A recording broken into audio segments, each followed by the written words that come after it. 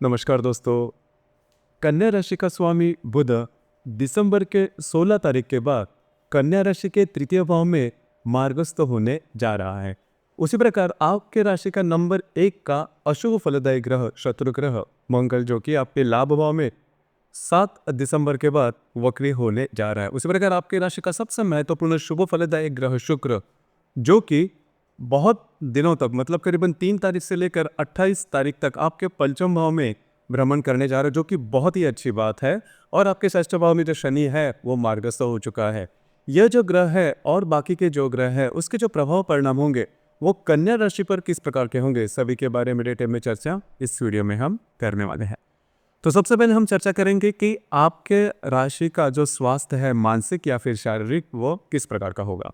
जैसे कि आपके राशि का जो स्वामी है बुध जो कि आपकी तृतीय भाव में भ्रमण कर रहा है, करीबन पिछले एक आध महीने में आपने देखा होगा कि जो स्ट्रेस टेंशन है वो काफ़ी ज़्यादा बढ़ रहा है। आप बहुत ज़्यादा एक्टिव हो लेकिन आपके जो काम है वो नहीं बन रहे हैं। इसी वजह से स्ट्रेस टेंशन बना हुआ है और आपके जो काम है वो भी नहीं हो रहे हैं। आपकी दौड़ धूप जो है वो काफ़ी ज़्यादा हो रही है और जब भी फिजिकल मेहनत आपके द्वारा होती है तो आप जल्दी से थक जाते हो। थोड़े से आपका जो स्ट्रेस है वो थोड़ा बहुत बढ़ जाता है, कॉन्फिडेंस थोड़ा लो हो जाता है। तो इसी प्रकार का जो कुछ प्रभाव परिणाम आपने देखा होगा, लेकिन बिल्कुल भी चिंता ना करें। इस महीने के करीबन 17-18 तारीख के बाद के समय है, इसमें आपकी जो दौड़ धूप है वो काफ़ी मायनों में कम होती हुई नजर आएगी। आपका जो स्ट्रेस है वो काफ़ी मायनों में कम होता हुआ नजर आएगा। तो कुल मिला के देखा जाए तो ये जो स्ट्रेस टेंशन है वो मतलब जो मेंटल स्ट्रेस है वो काफ़ी मायनों में कम होता हुआ नजर आएगा। आपके राशि का जो अष्टमेश है मंगल जो कि आपके लाभ भाव में भ्रमण कर रहा है और वो वक्री होने जा रहा है दिनांक 7 तारीख को।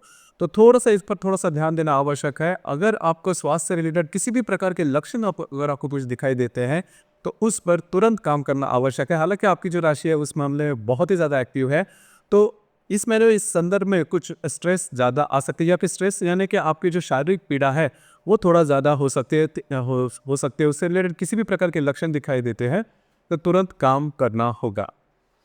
इसके बाद हम चर्चा करेंगे कि आपका जो आर्थिक स्तर है वो किस प्रकार का होगा। जैसे कि आपके राशि का सबसे महत्वपूर्ण ग्रह शुक्र जो कि आपका भाग्येश भी है, आपका धनेश भी है, जो कि आपके चतुर्थ भाव में भ्रमण कर रहा है। दिनांक 3 तारीख के बाद ये आपके पंचम भाव में भ्रमण करेगा और करीबन 29 तारीख के बाद ये जो शुक्र है वो आपके षष्ठ भाव में भ्रमण करेगा।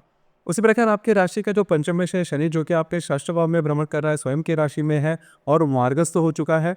उसी प्रकार आपके राशि का जो अष्टमेश है मंगल जो कि आपके लाभ भाव में भ्रमण कर रहा है, हालांकि वो वक्री है। इस महीने में आर्थिक स्तर के बारे में अगर कहा जाए तो इस महीने में आपका जो आर्थिक स्तर है वो काफ़ी अच्छा देखा जाएगा। आपकी जो इनकम है वो काफ़ी अच्छी देखी जाएगी। आपकी जो भी इन्वेस्टमेंट रहेगी वो भी सही दिशा में जाएगी। इन्वेस्टमेंट से रिलेटेड कुछ अच्छे अपॉर्चुनिटी वगैरह आपको मिल सकती है।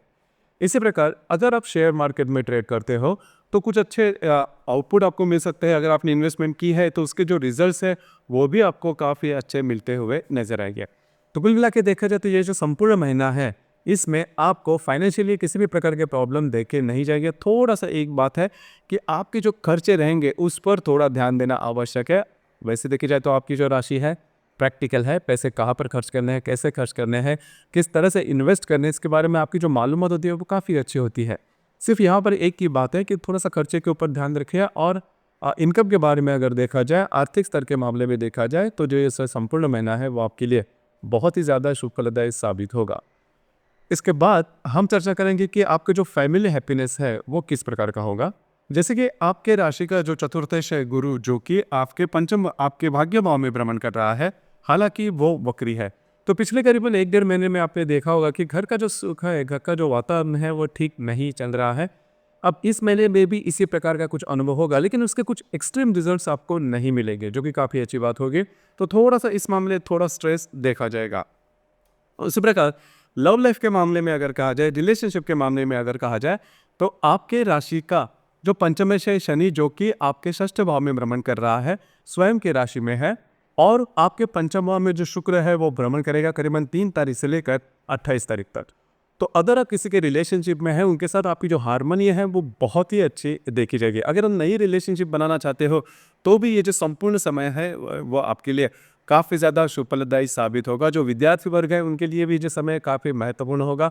उसी प्रकार जो गर्भवती महिला है उनके लिए भी ये जो संपूर्ण महीना है दिसंबर का, वो आपके लिए शुभ फलदायी साबित होगा। अगर आप शेयर मार्केट में ट्रेड करते हैं जैसे मैंने कहा, तो उनके लिए भी ये जो संपूर्ण कालावधि है काफ़ी ज़्यादा शुभ फलदायी साबित होगा।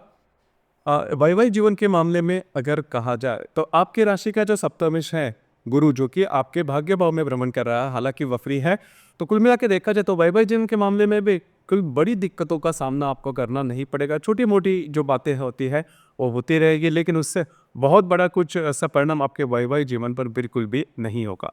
कार्य क्षेत्र से रिलेटेड अगर कहा जाए तो आपके राशि का जो कर्मेश है बुध, जो कि आपके तृतीय भाव में भ्रमण कर रहा है, 16 तारीख के बाद यह मार्गस्थ होने जा रहा है।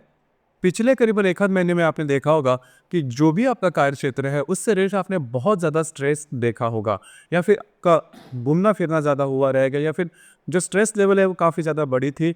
अब जाके करीबन 18-19 तारीख के बाद का जो समय है उसमें ये जो सभी स्ट्रेस है वो काफ़ी मायनों में कम होता हुआ नजर आएगा। बहुत ज़्यादा हल्का फील करोगे और आप में जो कॉन्फिडेंस है वो भी धीरे धीरे डेवलप होता हुआ नजर आएगा।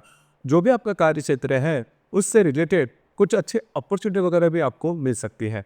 तो कुल मिला के देखा जाए तो इस महीने में जो बातें हैं वो थोड़ी अच्छी भी है, थोड़ी बहुत प्रॉब्लमेटिक भी है, लेकिन मोटे तौर पर अगर देखा जाए तो आपका स्वास्थ्य, मानसिक स्वास्थ्य या फिर आपकी जो इनकम होगी उससे रिलेटेड ये जो महीना है वो आपके लिए शुभ फलदायी साबित होगा। अब हम चर्चा करेंगे कि डे टू डे लाइफ में जो एस्पेक्ट है, ग्रह योग है, उनके जो प्रभाव परिणाम है वो आपको किस प्रकार से मिल सकते हैं। जैसे कि दिनांक 2 तारीख को हर्षल और शुक्र का त्रिकोण योग होने जा रहा है। हर्षल जो कि आपके भाग्य भाव में भ्रमण कर रहा है, उसके साथ जो पंचम भाव का जो शुक्र है वो त्रिकोण योग करने जा रहा है। बहुत ही अच्छा और शुभ फलदायी यह योग है, खास करके भाग्य का पूरा साथ मिलता हुआ नजर आए। जो काम आप हाथ में लोगे वो पूरे होते हुए नजर आएंगे। किसी भी प्रकार के ऐसे काम जो कि नहीं हो रहे, जिसमें काफ़ी ज़्यादा अड़चने आपको लग रही है, वो ज़रूर इन दिनों में हाथ में लीजिए। आपके जो काम है वो बनते हुए नजर आएंगे, कुछ अच्छे लाभ मिलेंगे। अगर आप शेयर मार्केट में ट्रेड करते हो तो भी जो बातें जैसा आप चाहते हो उस प्रकार से होगी। अगर आपकी रिलेशनशिप में है तो वहाँ पर आप दोनों में जो हार्मनी है वो भी काफ़ी अच्छी देखी जाएगी। इसी प्रकार दिनांक 4 तारीख को शनि और रवि का केंद्र योग होने जा रहा है। शनि जो कि आपके षष्ठ भाव में भ्रमण कर रहा है, जो रवि आपके तृतीय भाव में भ्रमण करेगा, दोनों का जो है वो केंद्र योग होने जा रहा है। पहले सबसे महत्वपूर्ण बात स्वास्थ्य के बारे में थोड़ा ध्यान देना। उसी प्रकार डॉक्यूमेंट से रिलेटेड कमिटमेंट प्रोमिसेस वाली बातें इन दिनों में बिल्कुल भी नहीं करना। आपके जो अंदाज है वो चूक सकते हैं। दिनांक 7 तारीख को शनि और बुध का केंद्र योग होने जा रहा है। शनि जो कि आपके षष्ठ भाव में भ्रमण कर रहा है, जो बुध आपके तृतीय भाव में भ्रमण करेगा, दोनों का जो केंद्र योग है वो थोड़ा सा आपका स्ट्रेस लेवल बढ़ा सकता है। हालांकि इसके बहुत बड़े ऐसे कोई रीजन नहीं होंगे, इसका बहुत बड़ा परिणाम आपके जीवन पर नहीं होगा, दैनंदिन जीवन पर, लेकिन थोड़ा सा स्ट्रेस इन दिनों में देखा जाएगा।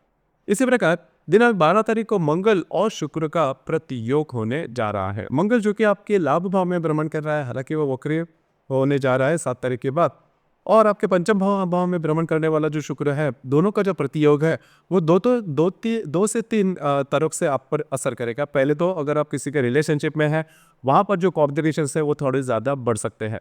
उसी प्रकार इन दिनों में शेयर मार्केट से रिलेटेड किसी भी प्रकार के रिस्क, छोटी हो या बड़ी, बिल्कुल भी नहीं लेगा।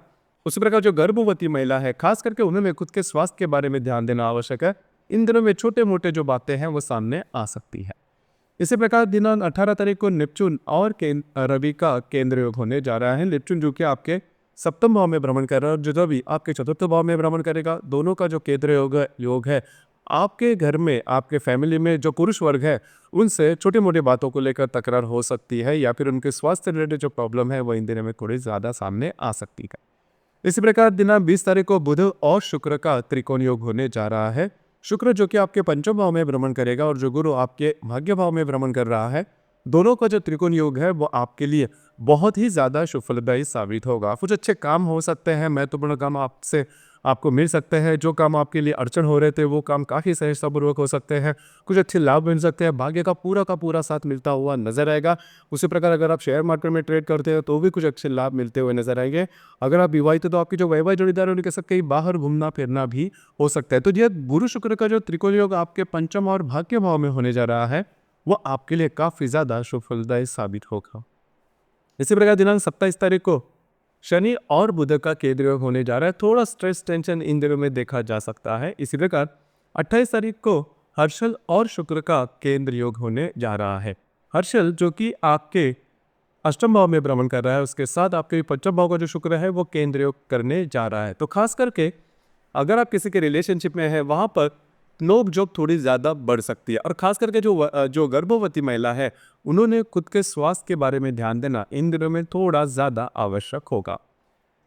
इस महीने में मतलब दिसंबर के महीने में करीबन 2 अमावस है, एक है 1 तारीख को, दूसरी है 30 तारीख को और जो पूर्णिमा है वो 15 तारीख को है।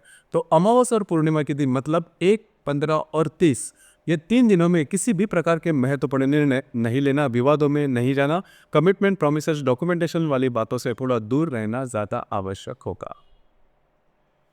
तो दोस्तों ये था कन्या राशि का दिसंबर 2024 का संपूर्ण राशिफल।